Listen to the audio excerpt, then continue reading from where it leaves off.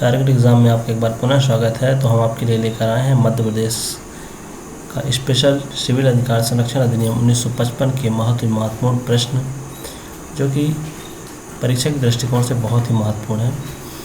तो चलिए हम शुरुआत करते हैं। आज का पहला क्वेश्चन है, सिविल अधिकार संरक्षण अधिनियम 1955 की निम्नलिखित में से किस धारा के अंतर्गत कंपनियों द्वारा अपराध को उपबंध किया गया है? बताइए, इसका सही आंसर क्या है? इसका सही आंसर है कंपनियों द्वारा अपराध का उपबंध धारा 14 के द्वारा। ठीक है, चलिए। सिविल अधिकार संरक्षण अधिनियम 1955 का विस्तार है। सिविल अधिकार संरक्षण अधिनियम 1955 का विस्तार कहाँ तक है? संपूर्ण भारत पर है। जम्मू और कश्मीर राज्य को छोड़कर संपूर्ण भारत पर है। केंद्र शासित प्रदेशों पर, केवल जम्मू और कश्मीर राज्य पर। इसका सही आंसर क्या है? संपूर्ण भारत पर। ठीक है, अगला क्वेश्चन है क्वेश्चन नंबर 3। सिविल अधिकार संरक्षण अधिनियम 1955 की निम्नलिखित में से किस धारा के अंतर्गत सामूहिक जुर्माना अधिरोपित करने की राज्य सरकार की शक्ति का उपबंध किया जाता है? सामूहिक जुर्माना अधिरोपित करने की राज्य सरकार की शक्ति किस धारा के तहत है? ध्यान रखिएगा, धारा 10 का के तहत है। चलिए, हमारा अगला क्वेश्चन है, सिविल अधिकार संरक्षण अधिनियम 1955 की निम्नलिखित में से किस धारा के अंतर्गत सद्भावनापूर्वक की गई कार्यवाही के लिए संरक्षण का उपबंध किया गया है? सद्भावनापूर्वक की गई कार्यवाही के लिए संरक्षण का उपबंध धारा 14 का के तहत किया गया है। ठीक है, ध्यान रखिएगा। अगला हमारा क्वेश्चन है क्वेश्चन नंबर 5। सिविल अधिकार संरक्षण अधिनियम 1955 के अंतर्गत अपराध का विचारण किस न्यायालय द्वारा किया जाता है? तो अपराध का विचारण प्रथम श्रेणी न्यायिक मजिस्ट्रेट द्वारा किया जाता है। चलिए, अगला क्वेश्चन है, सिविल अधिकार संरक्षण अधिनियम 1955 के अंतर्गत कंपनियों द्वारा अपराध किए जाने की दशा में कौन उत्तरदायी होता है? ठीक है, तो कौन उत्तरदायी होता है? तो इसका सही आंसर है उपर्युक्त सभी, अर्थात निदेशक भी उत्तरदायी होते हैं, प्रबंधक भी होते हैं और सचिव भी उत्तरदायी होते हैं। तो ये क्वेश्चन आए हुए क्वेश्चन है। यह क्वेश्चन रिपीट भी हो सकते हैं और या कि रिपीट नहीं होंगे तो दूसरे भी एग्जाम में पूछे जा सकते हैं। चलिए, हमारा अगला क्वेश्चन है, सिविल अधिकार संरक्षण अधिनियम 1955 के अंतर्गत सिविल अधिकार का आशय संविधान के किस अनुच्छेद से लिया गया है? ठीक है, तो इसका सही आंसर क्या है? अनुच्छेद 17। अगला है, सिविल अधिकार संरक्षण अधिनियम 1955 को संशोधन से पहले किस नाम से जाना जाता था? तो इसका सही आंसर है अस्पृश्यता अपराध अधिनियम। तो 8वें का आंसर ए सही है। ठीक है, चलिए अगला क्वेश्चन है, भारतीय संसद ने संविधान के किस अनुच्छेद के अधीन अपनी शक्ति का प्रयोग कर सन 1955 में अस्पृश्यता अपराध अधिनियम 1955 पारित किया था? तो किस अनुच्छेद के तहत? तो इसका सही आंसर है अनुच्छेद 17 व 35 के अधीन। ठीक है, चलिए, सिविल अधिकार संरक्षण अधिनियम 1955 को संसद द्वारा भारत गणराज्य के कौन से वर्ष में अधिनियमित किया गया था? ठीक है, तो किस वर्ष में किया गया था? तो 1949 में अपना भारत का संविधान बना, उसके बाद 55। ठीक है, तो सीधे इसका आंसर क्या हो गया? 6वें वर्ष में। सिविल अधिकार संरक्षण अधिनियम 1955 में कुल कितनी धाराएं हैं? कुल कितनी धाराएं हैं? इसका सही आंसर है कुल धाराएं कितनी है? 17। अस्पृश्यता अधिनियम 1955 का नाम बदलकर सिविल अधिकार संरक्षण 1955 किस वर्ष किया गया? तो नाम कब चेंज किया गया था? तो 1976 में। चलिए, अगला क्वेश्चन है, सिविल अधिकार संरक्षण अधिनियम को राष्ट्रपति की अनुमति किस तिथि को मिली? किस तिथि को मिली थी राष्ट्रपति की अनुमति? तो इसका सही आंसर है 8 मई 1955 को। सिविल अधिकार संरक्षण अधिनियम किस तिथि को प्रवृत्त हुआ? सिविल अधिकार संरक्षण अधिनियम किस तिथि को प्रवृत्त हुआ? तो 8 मई 1955 को राष्ट्रपति की अनुमति मिली थी और उसके बाद 1 जून 1955 को यह क्या हुआ था? लागू हो गया था। अगला क्वेश्चन है 15वां नंबर, अधिनियम में दी गई स्थान की परिभाषा में क्या शामिल है? स्थान से क्या आशय है? तो स्थान से आशय यहाँ पर गृह भी है, भवन, तंबू, यान तथा जलपान। तो आंसर क्या है इसका सही? D number.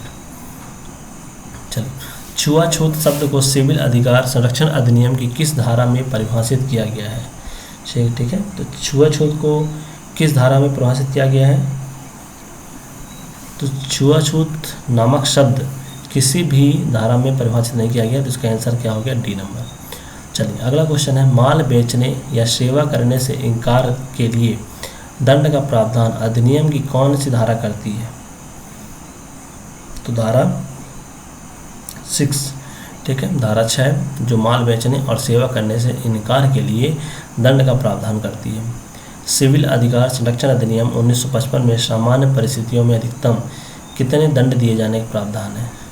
तो इसमें सामान्य परिस्थिति में जो दंड मिलता है 6 माह का कारावास और यह 500 रुपये का जुर्माना कम से कम सज़ा होती है। चलिए, सिविल अधिकार संरक्षण अधिनियम के प्रावधानों के अंतर्गत किन्हें हिंदू समझा जाएगा? बौद्ध, सिख या जैन धर्म को मानने वाले व्यक्तियों को, वीर, शैव, लिंगायत, आदिवासी को, ब्राह्मण समाज, प्रार्थना समाज, आर्य समाज और स्वामी नारायण संप्रदाय के अनुयायियों को। तो इसका सही आंसर है उपर्युक्त सभी को हिंदू समझा जाएगा। ठीक है। अगला क्वेश्चन है 20वां नंबर, निम्नलिखित धाराओं और उनके प्रावधानों में से कौन सा सुमेलित नहीं है? धारा 2 का में सिविल अधिकार, ठीक है, सही है। धारा 2 का के का में होटल और धारा 2 के खा में स्थान। धारा 2 के गा में दुकान का प्रावधान नहीं है, तो यह ऑप्शन क्या हो गया? सही। अस्पताल आदि में व्यक्तियों को प्रवेश करने देने से इनकार करने के लिए दंड का प्रावधान किस धारा में दिया गया है? इसका सही आंसर होगा धारा 5 में, अस्पतालों में प्रवेश करने से इनकार करना। अगला क्वेश्चन है, लोक सेवकों के बारे में जो इस अधिनियम के अधीन दंडनीय किसी अपराध के अन्वेषण में जानबूझकर उपेक्षा करता है, यह समझा जाएगा। क्या समझा जाएगा? इस अधिनियम के अधीन अस्पृश्यता का अपराध किया है, इस अधिनियम के अधीन दंडनीय अपराध किया है, इस अधिनियम के अधीन दंडनीय अपराध का दुष्प्रेषण किया है, इस अधिनियम के प्रावधानों का अतिक्रमण किया है। ठीक है, तो इसका सही आंसर है इस अधिनियम के अधीन दंडनीय अपराध का दुष्प्रेषण किया है।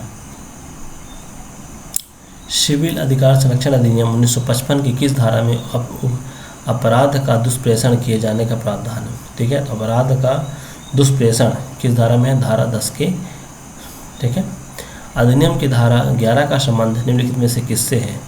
तो अधिनियम की धारा 11 का संबंध है पश्चातवर्ती दोष सिद्धि पर वर्धित शास्ति से।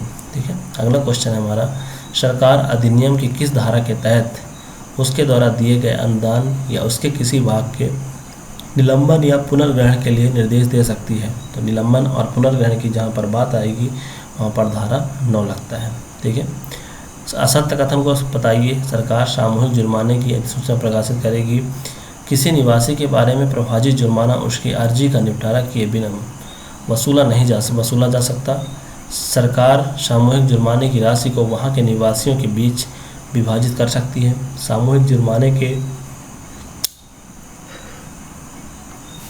संबंध में राज्य सरकार यह भी तय कर सकेगी कि एक हिंदू अविभक्त कुटुंब ऐसे जुर्माने के कितने भाग का संदाय करेगा। ठीक है, तो इसका सही आंसर क्या है? 26 का। सरकार सामूहिक जुर्माने की अधिसूचना प्रकाशित करेगी, यह एक गलत कथन है, बाकी सभी क्या है? सही है।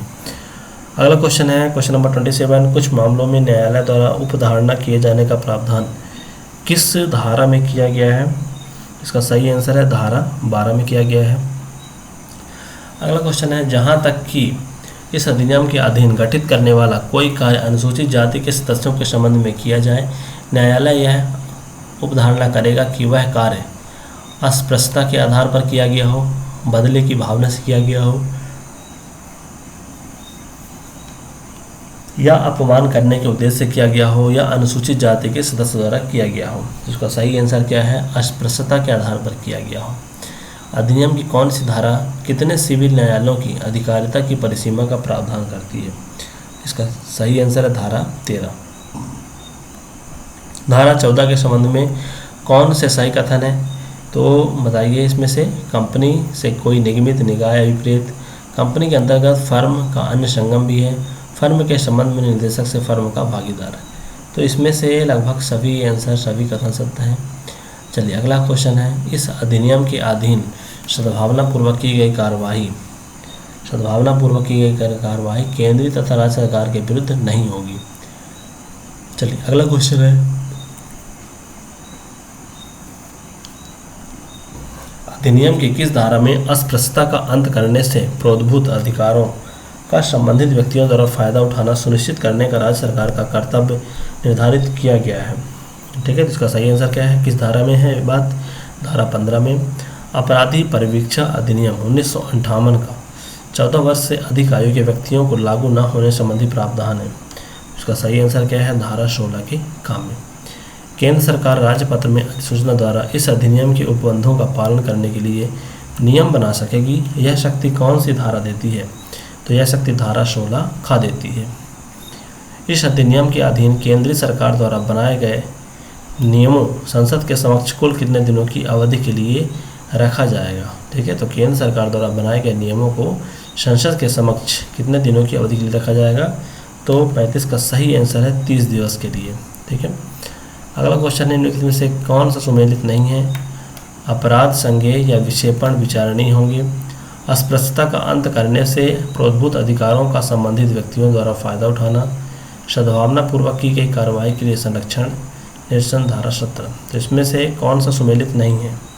ठीक है, तो इसमें से अपराध संज्ञेय धारा 15 में सही है। अस्पृश्यता का अंत करने से प्रोद्भूत अधिकारों का संबंधित व्यक्तियों द्वारा फायदा उठाना सुनिश्चित करने का राज्य सरकार का कर्तव्य, ये भी सही है। सद्भावनापूर्वक की गई कार्रवाई के लिए संरक्षण, यह धारा 11 में नहीं दिया गया है। इसका सही आंसर क्या हो गया, सी नंबर। अगला क्वेश्चन है, अधिनियम की धारा 3 व 4 के प्रावधानों के अंतर्गत ब्रह्म समाज, प्रार्थना समाज तथा स्वामी नारायण संप्रदाय के अनुयायी क्या समझे जाएंगे। तो क्या समझे जाएंगे, इस धारा के तहत हिंदू समझे जाएंगे। तो ये थे हमारे सिविल अधिकार संरक्षण अधिनियम 1955 के अंतर्गत आए हुए प्रीवियस ईयर पेपर तथा ऐसे प्रश्न जिनके आने की संभावना बहुत ही अत्यधिक है। इसलिए हमारे वीडियो को लाइक करें, और यदि पसंद नहीं है तो उसे डिसलाइक भी कर सकते हैं, और चैनल को सब्सक्राइब अवश्य करें। धन्यवाद दोस्तों।